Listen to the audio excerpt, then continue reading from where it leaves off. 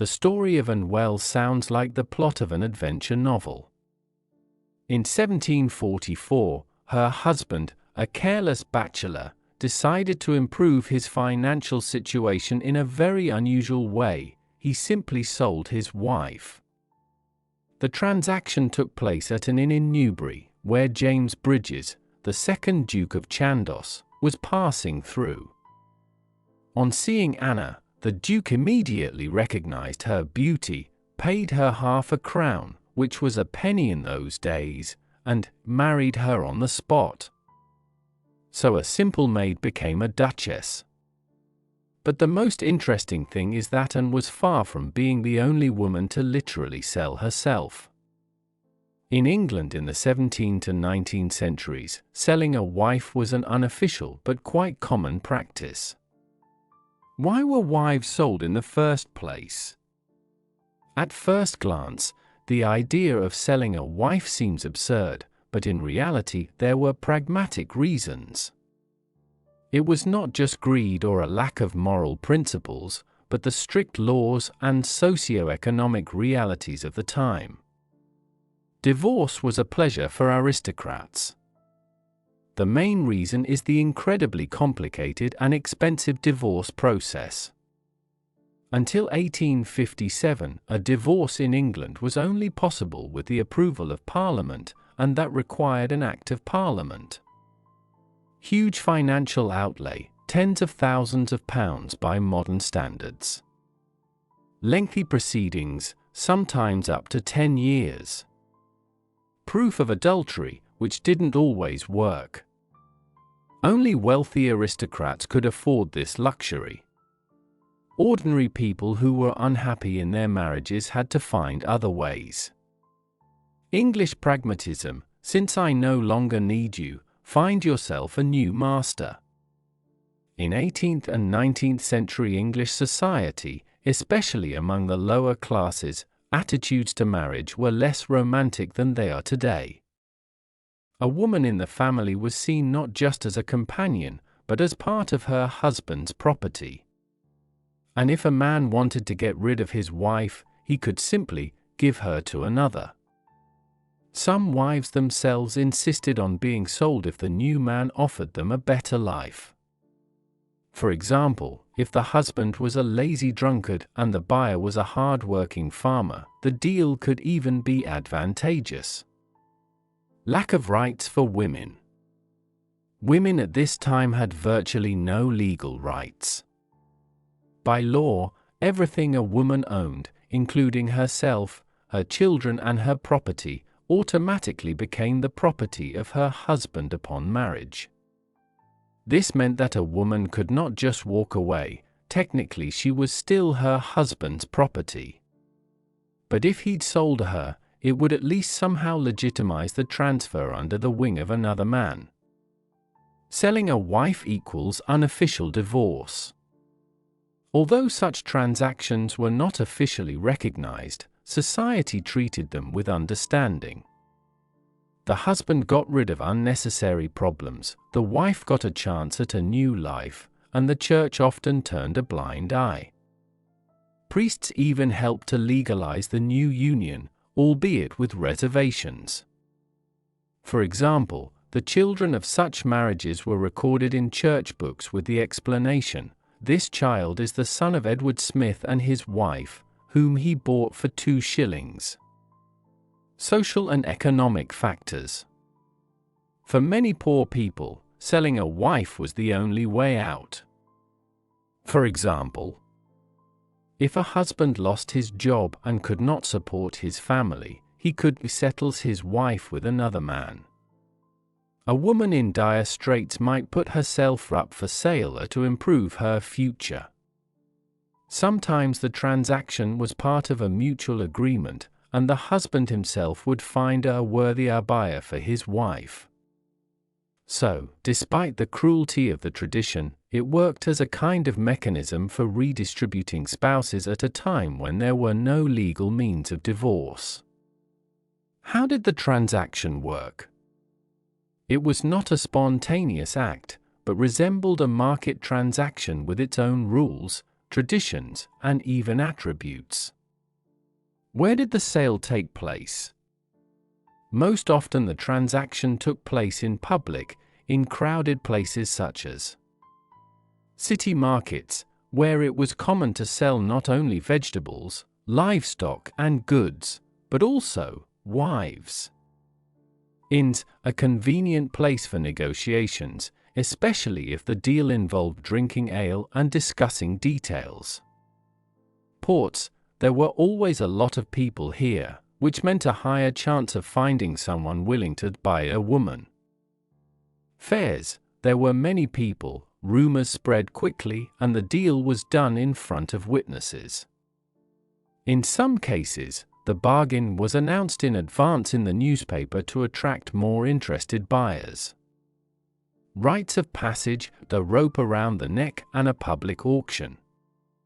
Selling a woman was not just an exchange of words. There were rituals to make the transaction look official and illegal, although in reality there was no law. A rope or shawl around the wife's neck, symbolizing the transfer of ownership, as if she were cattle. Sometimes the wife was held by the hand or belt, demonstrating a control over her. Loud declaration by the husband, he would announce the price and talk about the merits or demerits of the wife.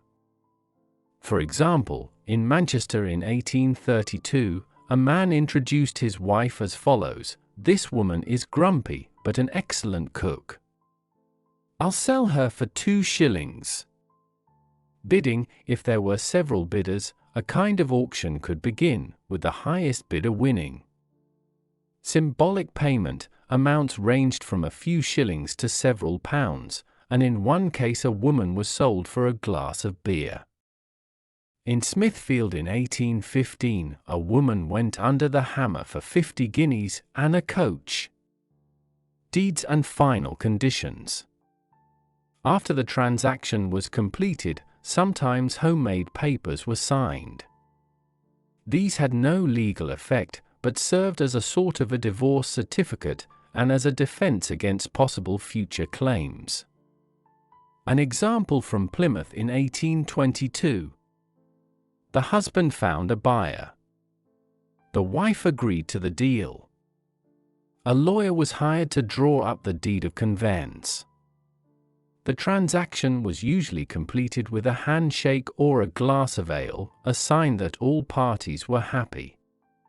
What happened after the sale? After the transfer, the money, or other valuables, went into the hands of the ex-husband and the wife left with her new husband. In most cases, she stayed with him for the rest of her life.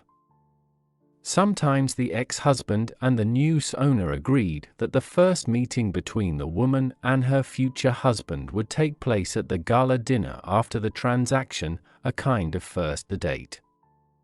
There were also unexpected cases. In London in 1790, a woman was sold for 6 shillings, but after a week, she ran back to her ex-husband. The buyer complained, but the judge just laughed at him. In Hull in 1806, such a crowd of gawkers gathered that the transaction had to take place in a closed carriage, otherwise the participants would simply crush the curious. What did society think? Strangely enough, many people saw the sale of a woman as a normal and even practical way out of a difficult situation. If a man and woman no longer wanted to live together, and divorce was impossible, why not find a new husband for a woman in this way? And the women didn't mind?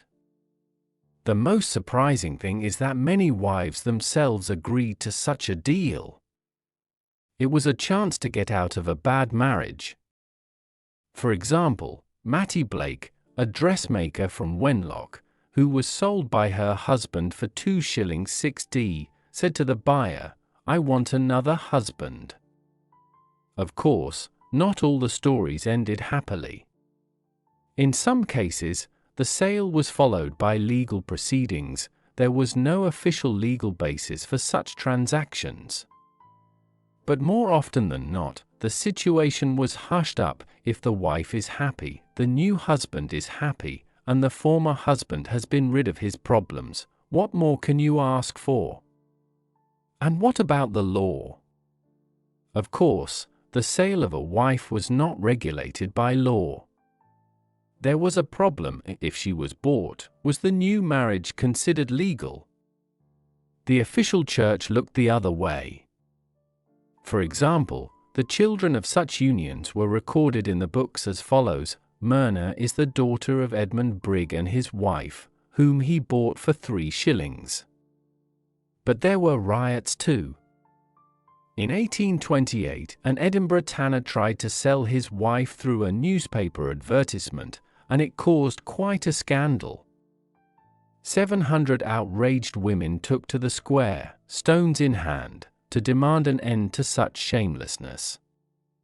How long had this been going on? Although the custom had existed for over 200 years, it had never been officially recognized. It was not until 1857 that the procedure for divorce in England was simplified and the need for such transactions ceased.